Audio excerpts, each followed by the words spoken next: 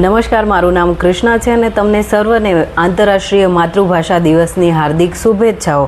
તો મારે આ વાત જે છે એ તમને શેર કરવી છે કે સાચે જ્યારે આપણે આપણી માતૃભાષા છે એની વાત કરીએ અને જ્યારે આપણે આપણી માતૃભાષા છે એમાં વાત કરતા હોઈએ તો આપણી આજુબાજુના જે લોકો હોય છે તો એ લોકો છે એમની વાતો એવી હોય છે કે તમને એવું થાય કે આમને આપણે શીખવાડીએ કે માતૃભાષા છે એ શું છે અને એનો લગાવ છે એ શું હોય. તો આ તમારી માતૃભાષા છે એ તમારી તળપદી ભાષા છે, કોઈ પણ રાજ્યની, કોઈ પણ દેશની એ હોઈ શકે. અને માતૃભાષા છે એ એક એવી ભાષા છે કે તમે તમારી ઘરમાં જે બોલાતી જે દેશી ભાષા છે, ડાયલેક્ટ તમારા જે છે એ વાળી ભાષા, તો એ વાળી ભાષા છે એ આપણે જ્યારે બોલીએ તો અમુક લોકો છે એ તમને જજ કરતા હોય છે. અને હું તમને મારો જ અનુભવ કહું, શરૂઆતથી શરૂ કરું કે હું જે ગામથી આવું છું, મારા ગામનું નામ છે દોલતી, અને મારા ઘરે જે ભાષા બોલાય છે એ બહુ તળપદી ભાષા છે એ બોલાય છે કે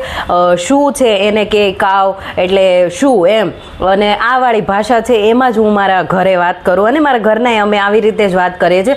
મારા બાપુજી છે એ જ શુદ્ધ ગુજરાતીમાં વાત કરે છે, બાકી અમે બધાય તો તળપદી ભાષામાં વાત કરીએ છીએ. તો આ જ કે હું આ તળપદી ભાષામાં હું વાત કરતી હોય તો મારા જે અમુક સગાઓ અને અમારા જે વાસના લોકો છે એવું કહેશે, કશું તો હજી બહાર ગઈ તોય નીકળો કાવ કાવ જ બોલતીશ, એટલી મોટી થઈ ગઈ તોય હજી તો ભાષા પોતાની ભૂલી નથી. આને કહું આવડતી નહીં હોય ભાષા, અમદાવાદમાં રહેતી છે તોય નીકળો કાવ જ બોલતી છે.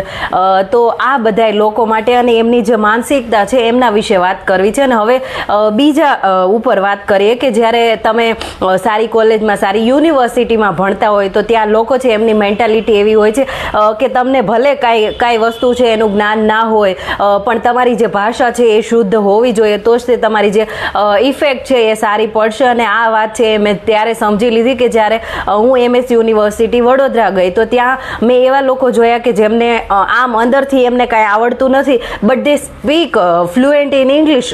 તો આપણને એવું જ લાગે ને કે આ તો ફ્લુએન્ટ ઇંગ્લિશ બોલે છે એટલે આ જ હોશિયાર છે, પછી અંદર ખાને પછી કાંઈ ન આવડતું હોય અને એ આર્ગ્યુમેન્ટમાં એ હારી જતા હોય ત્યાં ઇંગ્લિશ બોલવા લાગે. તો મને એમ થયું કે હવે મારે ઇંગ્લિશ તો શીખવું જ પડશે, નહીંતર તો આ લોકોએ બધા મને કહેશે કે લે ઇંગ્લિશ લિટરેચર લઈને હજી ઇંગ્લિશ આવડતું નથી, કૃષ્ણ કાંઈ સ્પીક ઇંગ્લિશ.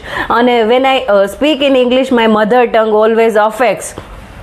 તો હું કાઠિયાવાડથી આવું છું તો મારી જે પહેલી માતૃભાષા છે એ બીજી જ્યારે આપણે ભાષા બોલીએ તો એનામાં અફેક્ટ કરે તો લોકો એમાંય હસશે. તો મારો તમને બધાને આ કહેવું છે કે જે ભાષા છે એ પોતાની એક આગવી પહેચાન હોય છે, પોતાની લાગણી હોય છે. તો જ્યારે લોકો બોલે ત્યારે તમારે પોતપોતાના ઓપિનિયન છે એ તમારે આપવાની જરૂર નથી. અમને ખબર છે તમે બધા હોશિયાર છો અને જ્યાં તમે એવું દેખાડો છો કે અમને બધી ખબર છે તો ત્યાં તમે આવી રીતે બીજા જે લોકો છે એની ઇન્સલ્ટ કરીને કે કૃષ્ણને આ ભાષા નથી આવડતી, કૃષ્ણ આવી રીતે બોલે છે, તો એ તમારો પ્રશ્ન નથી. અને જ્યારે આપણે બીજી ભાષા બોલતા હોઈએ ત્યારે પહેલી ભાષા જે આપણી માતૃભાષા છે એનો પ્રભાવ છે એ બીજી ભાષા ઉપર પડે. આ સાયકોલોજી કહે છે, હું નથી કહેતી.